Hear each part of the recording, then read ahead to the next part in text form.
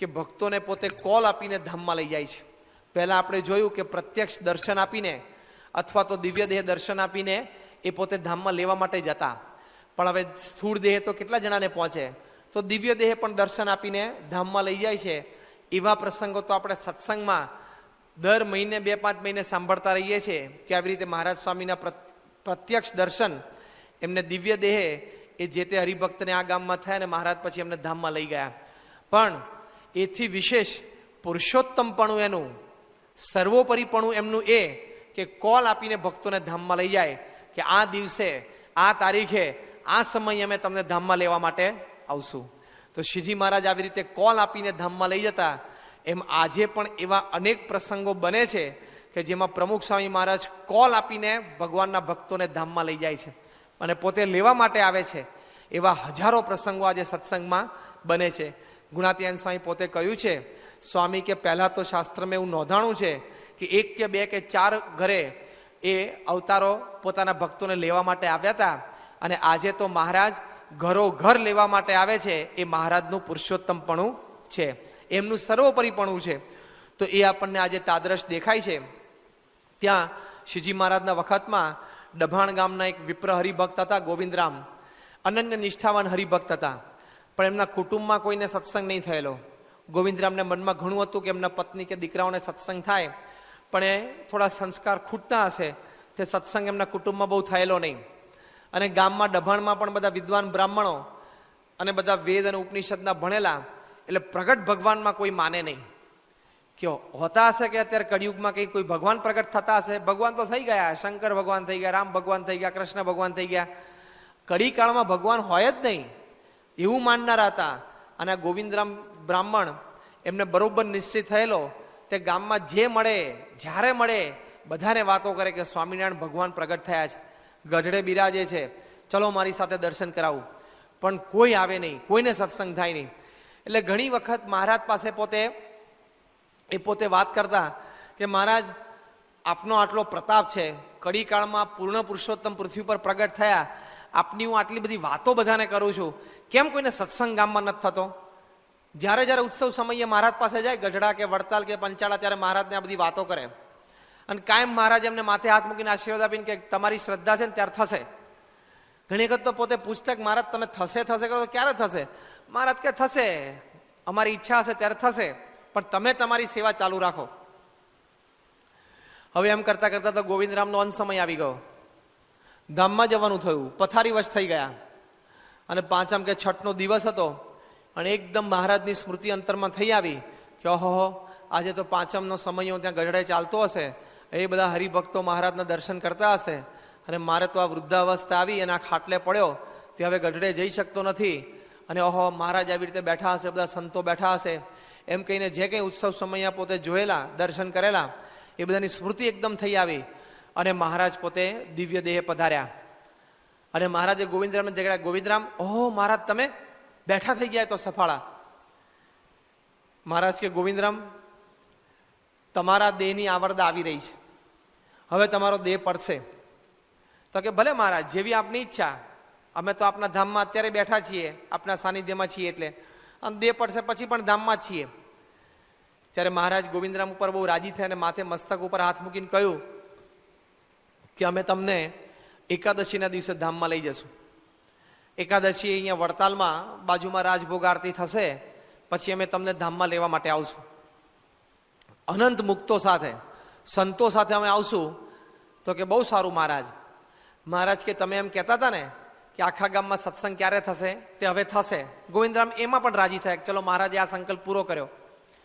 પછી મહારાજે કહ્યું કે ગોવિંદરામ, આખા ગામમાં ઘરે ઘરે જઈને તમે વાત કરો કે મારા ઈષ્ટદેવ સ્વામિનારાયણ ભગવાન મને એકાદશી દિવસે બપોરે 11:30 વાગે લેવા માટે આવવાના છે, તે બધા જોવા આવજો. એટલે ગોવિંદરામને તો કેફ આવી ગયો, ખાટલામાંથી એમને સફાળા બેઠા થઈ ગયા અને બધી એનર્જી આવી ગઈ. અને ગામમાં ઘરે ઘરે કઈ વળ્યા કે તમે કહો છો ને કે સ્વામિનારાયણ ભગવાન ના હોય, આધુનિક ભગવાન કોઈ થાય નહીં, કળીકાળમાં ભગવાન પ્રગટ હોય નહીં, તે સ્વામિનારાયણ ભગવાન છે. અને અંતરિક્ષમાંથી મને દિવ્ય દેહે અનંત મુક્તોને સંતો સાથે લેવા માટે આવશે અને આખા ગામ ઉપર પુષ્પવૃષ્ટિ થશે. અને એકાદશી દિવસે બપોરે વડતાલમાં રાજભોગ આરતી થાય, પછી 11:30 વાગે હું ધામમાં જવાનો છું. બધા ગાંડો ગણવા માંડ્યા કે ગોવિંદની છેલ્લે ટાઈમે ડગલી છટકી કે છે. ગોવિંદ ગાંડો થયો કે ઘરે ઘરે આવું કહેવા નીકળે. આમ બધા બ્રાહ્મણો જવાબ આપતા હતા એને કે તું કઈ ભીષ્મ પિતા થઈ ગયો છું કે તારે ઈચ્છિત મૃત્યુ હોય, જા કે સ્વામિનારાયણ એમ ના આવે એમ કહીને લોકોને કાઢી મૂકતા. પણ ગોવિંદરામને તો 5 દિવસ બહુ એનર્જી રહી, સખત તાકાત. ઘરે ઘરે બધાને કહે, ગામમાં જે બધા મળે બધાને કહે મને સ્વામિનારાયણ લેવા આવવાના છે. એકાદશી દિવસે સવાર થઈ અને સવારના પરમાં ગોવિંદરામ ફળીએ બેઠા. એમના રસ્તેથી બધા કુવે જતા હોય પાણી ભરવા માટે, બાય હરિભક્તો, બાઈઓ હોય કે પુરુષો, બધાને કે સ્વામિનારાયણને જોવા હોય તો હમણાં મારા ઘરે આવજો, કે 11:30 વાગે મને લેવા માટે આવવાના છે. બહુ બોલતો હતો ગોવિંદરામ, એટલે 2-4 શ્રદ્ધાળુઓ હતા, થોડા 1-2 કંઈક ગુણભાવીઓ હશે, એ થોડા આડોશી પાડોશીને લઈને આવે. ટોળું જમવા માંડ્યું ને એમ કરતા કરતા આખું ગામ ભેગું થઈ ગયું કે ગોવિંદરામ બહુ બોલે છે, જોઈએ જ ખરા સ્વામિનારાયણ લેવા આવે છે કે નહીં. અને બરોબર 11-11:15 સમય થયો ત્યારે ગોવિંદરામ બોલ્યા કે અત્યારે રાજભોગ આરતી વડતાલમાં શરૂ થઈ, તે વડતાલમાં મને હરિકૃષ્ણ મહારાજના દર્શન થાય છે અને એ હરિકૃષ્ણ મહારાજે આવા વાઘા પહેર્યા છે અને એ મને લેવા માટે હમણાં આરતી પતશે એટલે ત્યાંથી આવશે. અને પછી આરતી પતી એટલે ગોવિંદરામ જાતે પોતે લીપણ કરાવી રાખેલું. ધામમાં જાય પછી લીપણ કરીને ત્યાં હોવાનું હોય ને, લીપણ જાતે કરાવી રાખેલું. ખાટલા ઉપરથી ઊભા થઈને લીપણ ઉપર ત્યાં જઈને બેઠા. ત્યાં સુધી બધા હશે, હા ગાંડો ગણે. ગોવિંદ ખરેખરો ગાંડો થયો છે, આમ બોલે ચાલે છે ને હરે ફરે છે ને ખાઈ પીવે છે ને, કેમનો ધામમાં જાય. અને પછી 11:30 જેવું થયું ત્યાં તો આખા ડભાણ ગામ ઉપર તેજ તેજ તેજ છવાઈ ગયું. અને બધા એમ જોયું કે ઓહ શું થયું. ત્યાં તો શ્રીજી મહારાજ અનંત મુક્તો અને મહારાજ એકદમ સફેદ રથમાં બિરાજમાન હતા. તેજ તેજ છવાઈ ગયું, પુષ્પવૃષ્ટિ થઈ. બધા આમ જોઈ જ રહ્યા કે ઓહો, ડઘાઈ ગયા, બધાનું મોઢું પોળું થઈ ગયું. અને ગોવિંદરામના ફળિયામાં અનંત મુક્તો બધા ઉતર્યા અને મહારાજ પ્રત્યક્ષ અને એકદમ જરિયાની સફેદ વસ્ત્ર શ્રીજી મહારાજે પહેરેલા. અને અંદર ગોવિંદરામ પાસે ગયા. બધા વડીલ 2-3 બ્રાહ્મણો હતા, એ પણ ભેગા અંદર ગયા. અરે કે સ્વામિનારાયણ ખરા, હો સ્વામિનારાયણ ખરા કે છે. અને પછી મહારાજ ગોવિંદરામને કે ગોવિંદરામ ચાલો ધામમાં લેવા માટે આવ્યા છીએ. કે મહારાજ તૈયાર જ છું, પણ જરા 1 મિનિટ ઊભા રહો. મહારાજ કે તમ જેવા ભક્તને અમે લેવા આવ્યા, અંત સમયે સંકલ્પ શું રે. કે મહારાજ બધો સંકલ્પ બીજો કોઈ નથી, પણ હું બહાર જઈને બધાને કહી આવું. જોયું ને સ્વામિનારાયણ આયા કે નહીં, એટલું મને કહી આવવા દો, એટલું ખાલી મને કહી આવવા દો. મહારાજ કે સારું. હસતા હસતા મહારાજે છૂટ આપી. બહાર જઈને બધા બ્રાહ્મણોને કહેલા, જો બધું તમારી વિદવત્તા એક બાજુ પડી રહી, તમારા ચોપડા એક બાજુ પડી રહ્યા, જો આ સ્વામિનારાયણ આયા કે નહીં. બધા કે આયા, હો ગોવિંદ તું ભગત ખરો કે છે, ગોવિંદ તું ભગત ખરો કે. બધાને મોઢામાંથી નીકળી ગયું કે ગોવિંદ તો ભગત ખરો, પણ સ્વામિનારાયણ ભગવાન ખરા. ગોવિંદરામે પૂછ્યું બધાને, તો બધા કે હા તુંય ખરો ભગત ને સ્વામિનારાયણ ભગવાન ખરા કે. તો કે ખરા. તો કે હા. તો કે હું તો ધામમાં જઉં છું, પણ જો સ્વામિનારાયણને ભગવાન માન્યા હોય તો હું ધામમાં જાઉં, બધી વિધિ પતે પછી આખા ગામમાંથી બધા વડતાલ જજો ને અમારા સંતો પાસે વર્તમાન ધરાવજો કે છે. તો કે બહુ સારું બહુ સારું. ગોવિંદરામ કે મને વચન આપો છો. તો કે હા. એમ કહીને પાછા લીપણ ઉપર જઈને બેઠા. મહારાજને કે હાલો તે ફરવા જતા, એમ કે ચાલો હસતા હસતા. એટલે ધામમાં જવાનું હતું, દેહ છોડવાનો હતો. અને પછી બેઠા બેઠા પદ્માસન વાળીને ગોવિંદરામ ધામમાં ગયા. એક મોટા કોઈ સિદ્ધ યોગી હોય એની અંત સમયે જેવી સ્થિતિ દેખાય. અને હાલતા ચાલતા સભાન અવસ્થામાં ભગવાનને ધારણ કરી અને આમ કેફમાં પ્રાપ્તિના અને પૂર્ણકામપણાના કેફમાં જે રીતે દેહ મૂકે એ રીતે એક મોટા યોગીને છાજે એવી રીતે ગોવિંદરામે દેહ મૂક્યો. આખા ગામમાં બધાને થઈ ગયું ખરો, હો ગોવિંદ ખરો ભગત કહે છે, સ્વામિનારાયણ ખરા. અને આખું ટોળું વડતાલ ચાલ્યું. તે બધા વિપ્રો 200 જેટલા બ્રાહ્મણોએ વડતાલમાં તે વખતે વર્તમાન ધરાવેલા. અને આખા ડભાણ ગામમાં જે સત્સંગ શરૂ થયો એ આ પ્રસંગથી શરૂઆત થયેલી. તો જો આવા ભક્તો હતા મહારાજના વખતમાં, પણ મહારાજ આવી રીતે કોલ આપીને પોતે ધામમાં લઈ જતા. એમ આજે પ્રમુખ સ્વામી મહારાજ છે એ પણ એવા સમર્થ છે. શ્રીજી મહારાજ એમનામાં અખંડ રહ્યા છે, તે કોલ આપીને પોતાના ભક્તોને ધામમાં લઈ જાય છે. ત્યાં અમેરિકામાં ન્યૂજર્સી સ્ટેટ છે, તેની બાજુમાં એક નાનું વલસાડ જેવું નાનું શહેર છે એલન ટાઉન. અને એલન ટાઉનમાં આપણા હરિભક્ત છે અકુભાઈ પટેલ, મૂળ અમદાવાદમાં ત્યાં બાપુનગર વિસ્તારના હરિભક્ત. હમણાં લગભગ 12 વર્ષ પહેલાં જે ત્યાં અમેરિકા શિફ્ટ થયા છે, આખું ફેમિલી ત્યાં છે. અને બહુ જ ધનાઢ્ય, પોતે બહુ જ મોટો વેપાર છે અને 20 જેટલી તમને ડંકિન ડોનટ્સની શોપ છે. એ અકુભાઈ એમણે 2002ની સાલમાં પરમ પૂજ્ય મહંત સ્વામી અમેરિકા પધારેલા અને ત્યાં ન્યૂજર્સી મંદિરે નોર્થ ઇસ્ટના હરિભક્તોની શિબિર હતી. 2000 હરિભક્તોની હાજરીમાં એમણે પોતાના માતૃશ્રીનો પ્રસંગ કહેલો. અને એ પ્રસંગ પૂજ્ય આત્માસ્વરૂપ સ્વામી જે મહંત સ્વામીની સાથે હતા અને બધું નોંધતા હતા રિપોર્ટમાં, એમણે આ રિપોર્ટમાં પ્રસંગ નોંધેલો છે. અકુભાઈએ એ વખતે શિબિરમાં પ્રસંગ કયો કે 1994ની સાલમાં મારા માતૃશ્રી, એમની લગભગ ઉંમર 70 વર્ષની હતી અને એમને કેન્સર પકડાયું. ડૉક્ટર પાસે એમને દુખાવાનો રિપોર્ટ કરીને ડૉક્ટરે કીધું બધા ટેસ્ટ કરાવીએ અને જોયું તો એબ્ડોમેન અને લીવરનું 3rd સ્ટેજમાં કેન્સર હતું. હવે આપણે જાણીએ છીએ, કોઈ ડૉક્ટર બેઠા હશે અને ખબર હશે કે એબ્ડોમેન અને લીવરનું 3rd સ્ટેજનું કેન્સર હોય તો એ વ્યક્તિ 15, 20, 25 દિવસ કે મહિનો વધુમાં વધુ જીવે, એનાથી વધારે ન જીવી શકે. એટલે પછી બીજા ડૉક્ટરને બતાવ્યું, ત્રીજા ડૉક્ટરને બતાવ્યું, પણ બધા ડૉક્ટરોએ કીધું કે આ પેશન્ટ, આ દર્દી વધુમાં વધુ 25 દિવસ જીવશે. કોઈએ 15 દિવસનું, કોઈએ 20 દિવસનું કહ્યું, મહિનાનું તો કોઈ કહેલું જ નહીં. એટલે અક્કુભાઈને એમના પત્ની બધાને જરા મનમાં લાગી આવ્યું કે હો બાને કંઈ હતું નહીં ને અચાનક આ કેન્સર નીકળ્યું, બા ધામમાં જશે. હવે એમની અક્કુભાઈના મધર, એમની 71 વર્ષની ઉંમર, એટલે એમના મધરે પોતે અક્કુભાઈને કીધું તું સાંઈ બાપાને ફોન કર અને જણાવ કે મને આવી રીતે કેન્સર છે, બીજી કોઈ મારે પ્રાર્થના નથી, પણ વધારે દેહને દુઃખ પડે નહીં અને તમને લોકોને પણ વધારે સેવા મારા દેહની કરવી ન પડે અને મને સુખે મહારાજના ધામમાં બેસાડ દેવી સાંઈ બાપાને તું વાત કર. એટલે ઘરમાં બધા ફેમિલી મેમ્બર્સ બેઠા હતા. અક્કુભાઈ, એમના પત્ની, એમના નાના 2 દીકરાઓ છે, એક 8 વર્ષનો દીકરો, એક 6 વર્ષની દીકરી છે, એ ચારેય, અને અક્કુભાઈના વૃદ્ધ માતા એ પોતે પણ બેઠેલા. અને અક્કુભાઈએ સ્પીકર ફોન ચાલુ કરીને પ્રમુખ સ્વામી મહારાજ સાથે બોચાસન વાત કરી. અક્કુભાઈએ વાત કરી કે બાપા આવી રીતે છે અને બાને કેન્સર નીકળ્યું છે અને ડૉક્ટર કહે છે કે 15-20 દિવસમાં ધામમાં જશે. તો બાપા બીજી તો કોઈ પ્રાર્થના નથી, પણ બા એમ કહે છે કે બહુ દુઃખ ના થાય અને સુખે મહારાજના ધામમાં બેસી જવાય એવી રીતે દેહ પાડજો. સ્વામીએ બધી વિગત જાણી.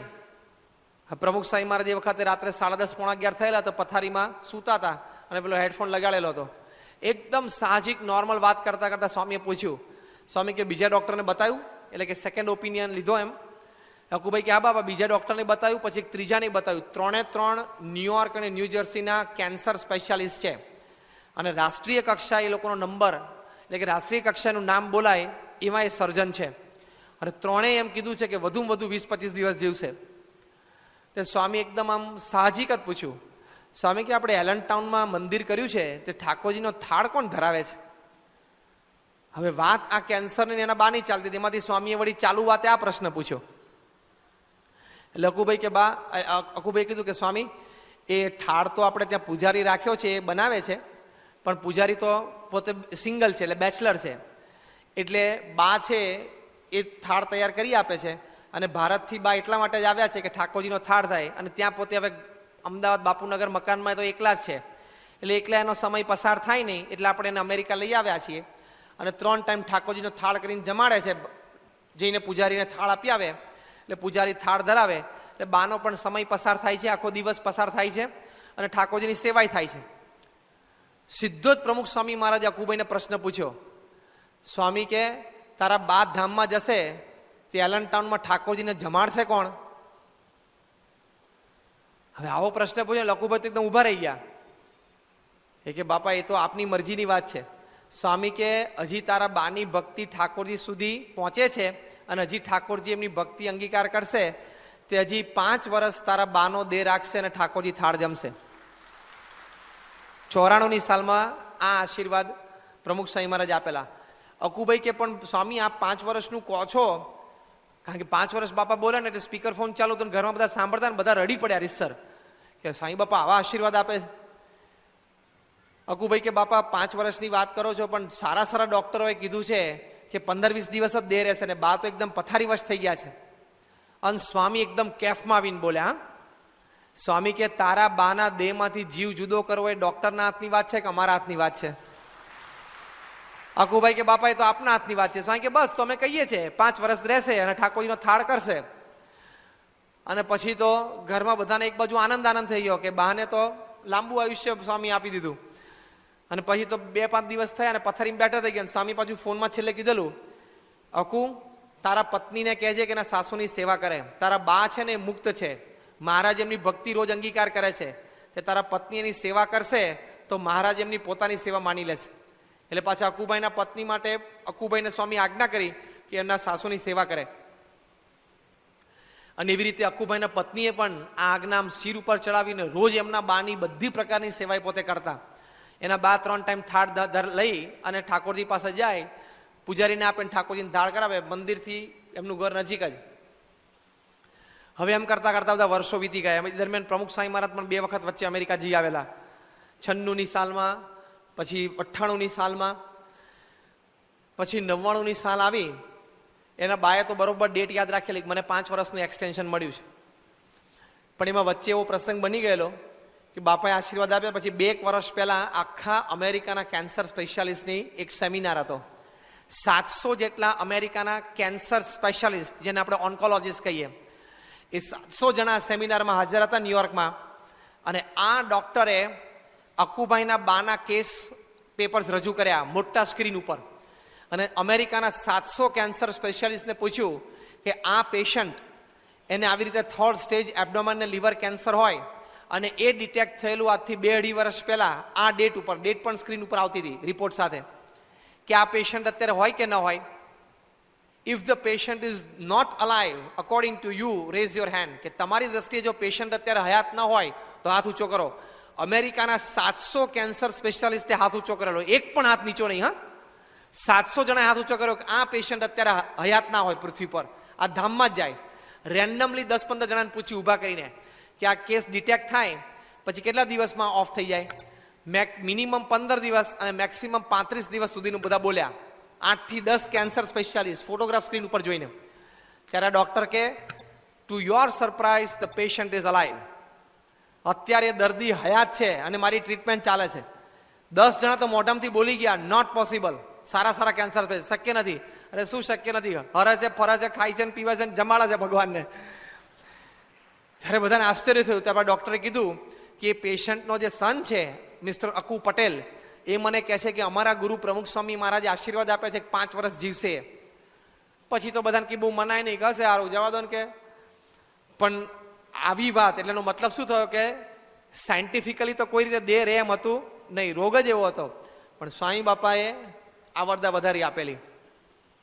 અને પછી 99ની સાલ આવીને 5 વર્ષ પૂરા થતા અને 10 દિવસ બાકી હતા. ત્યારે અક્કુભાઈના બાએ યાદ કરાયું. અત્યારે એમની ઉંમર 75 વર્ષની થયેલી 99ની સાલમાં. અને અક્કુભાઈના બાએ અક્કુને કહ્યું, કાકુ તું બાપાને ફોન કર કે બાપાએ 5 વર્ષની મુદત આપેલી, તે 10 દિવસ પછી પૂરી થાય છે, તો હવે મને સુખે ધામમાં લઈ જાય. અક્કુએ બાપાને ફોન કર્યો. સ્વામી નડિયાદમાં હતા. અને અક્કુભાઈએ જેવો ફોન કરીને શરૂઆત કરી, બાપા જય સ્વામિનારાયણ. સ્વામી કે આ સારું, તારી અક્ષરધામની સેવા મળી ગઈ છે. પહેલી શરૂઆત દિલ્હી અક્ષરધામની સેવા બાપા એમને કહી હશે ને ત્યાંથી મોકલી હશે. અને ખરેખર નિષ્ઠાવાન હરિભક્ત. 10 જેટલી ડંકિન ડોનટ્સની દુકાન હતી. 2 જ વર્ષમાં બીજી 10, કોઈ લીઝ ઉપર ને કોઈ પાર્ટનરશિપમાં ને કોઈ લોન લઈને લઈ લીધી.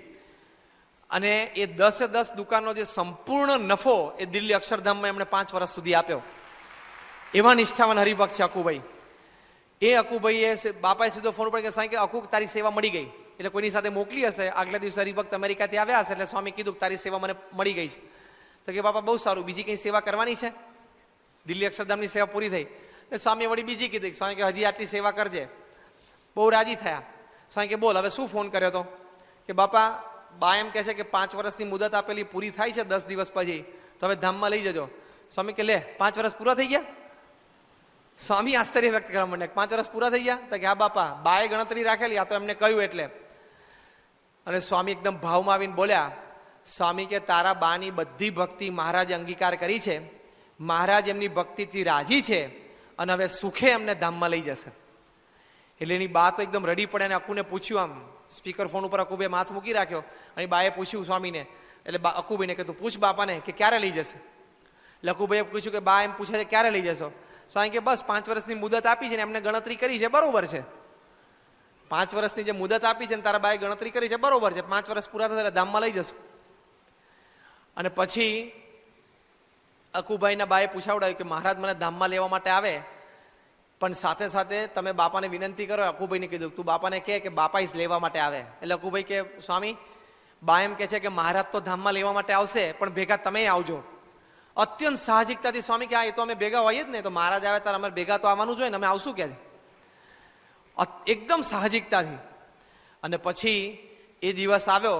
2 દિવસથી અકુભાઈના પત્ની અકુભાઈને કહેતા હતા કે રાત્રે દુકાનેથી વહેલા પાછા આવી જજો. અને કાલે બાને લેવા માટે મહારાજ આવશે જ, સ્વામીએ વચન આપેલું એટલે આવશે જ, એટલે તમે વહેલા આવી જજો. અકુભાઈ બિચારાને 20-22 ડંકીન ડોનટ્સની દુકાન દોડે, બધી જગ્યાએ અડધો કલાક ઉભા રહે દુકાને, તોય એને બિચારાને રાત પડી જાય. થાકી ગયેલા ને આવ્યા, અને અકુભાઈના પત્નીએ કીધેલું કે આજે તો બાને લેવા માટે આવશે જ મહારાજ ને સ્વામી, એટલે તમે સુઈ ના જતા, જાગજો. રાત્રે 8 વાગ્યા, 9 વાગ્યા, 10 વાગ્યા, 11 વાગ્યા, અને અકુભાઈના બા તો એકદમ પથારીવશ થઈ ગયેલા. હવે તો આમ હરી ફરી ના શકે, અને એકદમ કેન્સર તો એકદમ એડવાન્સ સ્ટેજમાં હતું. પણ અકુભાઈના પત્નીએ, બાપાએ અકુભાઈને કહેલું એટલે 5 વર્ષ સુધી એકદમ આમ સેવક ભાવે એમના સાસુની સેવા કરેલી. અને એ વખતે સ્વામિનારાયણ મહામંત્ર દ્વિશતાબ્દી મહોત્સવ નજીક આવતો હતો, એટલે 99ની સાલથી આપણે મહામંત્રનું લેખન બધું શરૂ થઈ ગયેલું. એટલે મહામંત્રની પ્રમુખ સ્વામી મહારાજના વચનમાં સ્વામિનારાયણ ધૂન ચાલતી હતી. અકુભાઈના બા ખાટલા ઉપર સૂતા હતા, અને ખાટલાની નીચે બાજુમાં બેસીને અકુભાઈના પત્ની એ પોતે મહામંત્ર લખતા હતા, સ્વામિનારાયણ. થોડી વાર એને બાને પૂછે, પાણી જોઈએ છે, બીજું કંઈ જોઈએ છે? અને સામે મહારાજને સ્વામીની મૂર્તિ આમ ટીંગાળેલી હતી, એક ધારું એના બા દર્શન કરતા હતા. બરોબર રાત્રે 11:30 થયા, અને ઓરડામાં તેજ છવાઈ ગયું. એટલે આ તો એના પત્ની તો નીચું જોઈને મહામંત્ર લખતા હતા, એના બા સફાળા બેઠા થઈ ગયા અકુભાઈના, અને આમ હલ્યો ખાટલો, એકદમ એના પત્ની આમ ઉપર જોયું તો એની બા એક દિશામાં આમ જોઈ રહેલા, તેજ ઓરડામાં છવાઈ ગયેલું. અને શ્રીજી મહારાજની મૂર્તિ પ્રત્યક્ષ આમ સાક્ષાત ઓરડામાં દેખાણી, અને મહારાજ એકદમ આમ મંદ સ્મિત કરતા હતા, અને એકદમ સફેદ જરિયાની વસ્ત્રમાં હતા. અને એના બાએ કીધું, જો મહારાજ પધાર્યા. હવે બનેલું એવું કે આ 5 વર્ષ દરમિયાન સેવા કરતા કરતા અકુભાઈના પત્ની કાયમ એમના સાસુને કહેતા કે છે ને, મહારાજ તમને લેવા માટે ચોક્કસ આવશે, સ્વામી બાપાએ વચન આપ્યું છે એટલે આવશે જ, પણ મહારાજ તમને લેવા માટે આવે ને ત્યારે વિનંતી કરજો ને કે મને દર્શન આપે. એટલે એને બાએ કીધું, જો હું વિનંતી કરીશ પછી મહારાજની ઈચ્છાની વાત છે, કારણ કે આપણા સંપ્રદાયમાં તો બધા પ્રસંગો બને છે. કોઈક વખત ખાલી જે દર્દી હોય જેને લેવા આવે એના દર્શન થાય, કોઈક વખત આખા કુટુંબને થાય, કોઈક વખત આખા ગામને થાય, તો જુદું હોય છે. કોઈક વખત સત્સંગીને ના થાય ને બિન સત્સંગીને થતા હોય છે, કોઈક વખત બિન સત્સંગી રહી જાય સત્સંગીઓને થતા હોય છે. આ બધું તંત્ર કેમનું ગોઠવે છે એ બે જાણે. એટલે એના બા પાસે કાંઈ વિનંતી કરતા હતા, બા આવું કહેતા. અને આવું મહારાજની મૂર્તિના દર્શન થાય એટલે બાએ પ્રાર્થના કરી કે આપની ઈચ્છા હોય તો મારા અકુના વહુએ મારી બહુ સેવા કરી છે તો એને દર્શન આપો. તો મહારાજ એમની સામું જોઈને એમને પણ આમ પ્રત્યક્ષ દર્શન થઈને એકદમ આભા થઈ ગયો. ઓહો, મહારાજ એકદમ તેજસ્વી મૂર્તિ, પણ એકદમ શીતળ શાંત તેજ. આમ સૂર્યની સામે જોઈને આપણી આંખ અંજાઈ જાય એવી રીતે અંજાઈ ના જાય, શીતળ શાંત તેજ. આમ જોયું ને એકદમ મંદ સ્મિત. અને મહારાજ તો એમનું પૂરું રૂપ અને લાવણ્યતા સાથે પધારે. અક્ષરધામની મૂર્તિ, એમાં દિવ્યતા કેટલી હોય. બે ભક્તો તો આમ જોઈ જ રહ્યા મહારાજની સામે. અને પછી ત્યાં આ બાજુથી બીજો તેજ પુંજ ખૂણેથી, અને આમ એમના પત્ની ફર્યા અને બા જોયું તો પ્રમુખ સ્વામી મહારાજની મૂર્તિ. અને પ્રમુખ સ્વામી મહારાજની પેલી બ્લેક બેકગ્રાઉન્ડમાં મૂર્તિ છે ને, આ તો અહીંયા આપણે બેઠેલી મૂર્તિ છે, પેલી ઊભી મૂર્તિ છે, અને પ્રમુખ સ્વામી મહારાજના જમણા હાથમાં એક માળા છે, અને પાછળ બ્લેક બેકગ્રાઉન્ડ છે. જોઈને મૂર્તિ આપણને બધાના ઘણા હરિભક્તોના ઘરે હોય છે. હમણાં છેલ્લા, આ તો રહસ્યની વાત, છેલ્લા 4-5 વર્ષમાં જ્યાં જ્યાં મહારાજને પ્રમુખ સ્વામી લેવા માટે ભક્તોને આવ્યા છે ને, ત્યાં આ મૂર્તિના બધાને બહુ દર્શન થયા છે. બ્લેક બેકગ્રાઉન્ડના હાથમાં પેલી માળા છે ને, એ માળા, એ હાડી ચમત્કારી મૂર્તિ છે, એટલે એના દર્શન બધાને વધારે થાય છે. તો એ સ્વામી પણ ઊભા હતા, અને બંને ભક્તો આમ દર્શન કર્યા. અકુભાઈના પત્નીને એકદમ યાદ આવ્યું કે હું અકુને દર્શન કરાવું. એટલે એના પત્ની તો દોડ્યા ફર્સ્ટ ફ્લોર ઉપર, દાદરો આમ 2 દાદરા ચડીને દોડ્યા. અને અકુભાઈ તો બિચારા જાગતા હતા, સુઈ તો નહોતા ગયા, પણ આમ ખુરશી ઉપર રાખીને વચનામૃત વાંચતા જરા આમ જોગું આવી ગયું છે. આખા દિવસનો થાક, ધંધા પાણી નહોતો, એટલે મોઢા ઉપર આમ ચોપડી પડી રહેલી, અને આમ ઊંઘતા હતા. એટલે અકુભાઈના પત્નીએ દોડીને રૂમનું બારણું ખોલીને અકુભાઈને ખભેથી ઉઠાડ્યા. અકુ ઉઠો, એ બાને લેવા માટે મહારાજના સ્વામી આવ્યા, એમ બોલીને એના પત્ની તો પાછા દોડતા નીચે ગયા. અને અકુભાઈ પણ પાછળ આમ પગ નીચે નાખીને વચનામૃત મૂકીને દોડીને નીચે પહોંચ્યા. અને અકુભાઈના પત્ની જેવા રૂમમાં ગયા, અને મહારાજ અને સ્વામી આમ એમના બાના દેહને આમ દેહ પડી રહ્યો, આમ પડતો હતો, ઢળતો હતો, અને આમ જીવને લઈને દિવ્ય તનુ આપીને જતા હોય એવા પ્રત્યક્ષ દર્શન એમના થયા. અને ઓહ, મહારાજ પધાર્યા આમ બોલ્યા. ત્યાં છેલ્લા 3 દાદરા અકુભાઈને બાકી હતા, અને નીચે આવ્યા ત્યાં રૂમમાં કોઈ નહીં. અકુભાઈના પત્ની કે તમે જોયા મહારાજને? તો કે ના, બસ અહીંયા મહારાજ ઉભા હતા, અહીં સ્વામી ઉભા હતા, હમણાં જ લઈ ગયા દે, તમે જોયા નહીં? તો કે ના, હું 1 સેકન્ડ માટે મોડો પડ્યો હોઈશ. અકુભાઈની પત્ની કે હું તમને કહેતી હતી કે અહીં હાજર રહો, આજે 5 વર્ષ પૂરા થાય છે અહીં, ત્યારે તમે કે હું વચનામૃત વાંચીને આવું, તે ગયું હાથમાંથી. પણ પછી બધું અગ્નિ સંસ્કાર ને બધી વિધિ પતાઈ, અને અકુભાઈએ સ્વામી બાપાને ફોન કર્યો, અને સ્વામીને કહ્યું કે બાપા, બા તો ધામમાં ગયા, અને આપે કહેલું એમ મહારાજને આપ લેવા માટે આવ્યા. સ્વામી કંઈ બોલ્યા નહીં, કારણ કે એમને તો સાહજિક છે, ઘરે ઘર જવાનું હોય છે, રોજનો કાર્યક્રમ હોય છે આ તો દેશ પરદેશમાં. એટલે સ્વામી કે સારું, એમને બહુ ભક્તિ કરી છે અને પ્રાર્થના કરીએ કે તમારી પેઢીઓમાં પણ એમ બા જેવી ભક્તિ આવે અને મહારાજ રાજી થાય, એ બધી વાતો કરી સ્વામી એમ. અને પછી એમના બા ધામમાં ગયા નિમિત્તે જે સેવાઓ કરવાની હતી મંદિરમાં, એ બધું પૂછ્યું. સ્વામી એ બધી વાત કરીને હકુભાઈ કે સ્વામી મારે એક પ્રશ્ન પૂછવો છે. બાબા કે શું? કે મારા પત્નીને મહારાજને સ્વામીના દિવ્ય દેહના દર્શન થયા, મને કેમ ના થયા? સ્વામી કે એમને આજ્ઞા કરીને સેવા કરી હતી ને એટલે એમને દર્શન થયા. એમને આજ્ઞાથી સેવા કરી હતી ને બાની, એટલે એમને દર્શન થયા. હકુભાઈ કે હું વતનાવત વાંચવામાં રહી ગયો કે ઘરે મહારાજને સ્વામી આવ્યા પણ દર્શન ના થયા. પણ જો આવી રીતે પ્રમુખ સ્વામી મહારાજ પણ કોલ આપીને પોતાના એવા ભક્તો હોય મહારાજના આશ્રિત, એમને ધામમાં લઈ જાય છે, તો જેમ શ્રીજી મહારાજ એ ડભાણના વિપ્ર ગોવિંદરામને કોલ આપીને ધામમાં લઈ ગયેલા, એવી રીતે પ્રમુખ સ્વામી મહારાજ પણ એ અખુભાઈના બાને કોલ આપીને એ ધામમાં લઈ ગયેલા. તો આવી રીતે પોતે ભક્તવત્સલ છે કે પોતાના એવા ભક્તો હોય એમને પોતે કોલ આપીને ધામમાં લઈ જાય છે. સાથે સાથે એ પણ સમજવાનું કે આપણા દેહની તો કદાચ આવરદા એ આપણા પૂર્વના સંસ્કાર પ્રમાણે અને પૂર્વના કર્મ અનુસાર કદાચ આવી રહી હોય, પણ ભગવાન અને સંત ઘણી વખત આપણને એક્સટેન્શન આપે કે 2-4 વર્ષ જો વધારે જીવાડું અને થોડી 5-15 હજાર માળા જો વધારે ફેરવી લે અને 2-5-15 પૂનમ જો તિથલ મંદિરે ભરી લે અને અભિષેક 15-25 વખત કરી નાખે તો થોડી ભક્તિ જે બાકી રહી જાય છે બધી પૂરી થઈ જાય. એવું એ જાણે કે ફરી વખત આટલી ભક્તિ માટે ક્યાં મનુષ્ય દે ફરી વખત આપો, નાનપણથી ઉછેરવાનું, સ્કૂલે ભણવા જવું, બધી માથાકૂટમાં ક્યાં પાડો, એ તો આપો એક્સટેન્શન 2-4 વર્ષનું, તો થોડી ભક્તિ બાકી છે પૂરી કરી નાખે અને ધામમાં લઈ જાઓ. એટલે આ એક્સટેન્શન બધા ભક્તિ પૂરી કરવાના જ હોય છે. થોડુંક બાકી રહી જતું હોય ને થોડુંક નિર્વાસનિક પણ રહી જતું હોય, એની માટે ભગવાનને સંત જાણે કે ફરી વખત ક્યાં ને મનુષ્ય દેહ ધરાવો, પૂરું કરાવી નાખીએ, પૂરું કરાવી નાખે. એ પણ આ પ્રસંગ પરથી આપણે સમજવાનું. તો જો આવા કૃપાળુ છે, આવા દયાળુ છે, આવા ભક્તવત્સલ શ્રીજી મહારાજ હતા, એવા જ ભક્તવત્સલ આપણા ગુરુહરિ પ્રમુખ સ્વામી મહારાજ પણ છે. તો આ વિશેષતા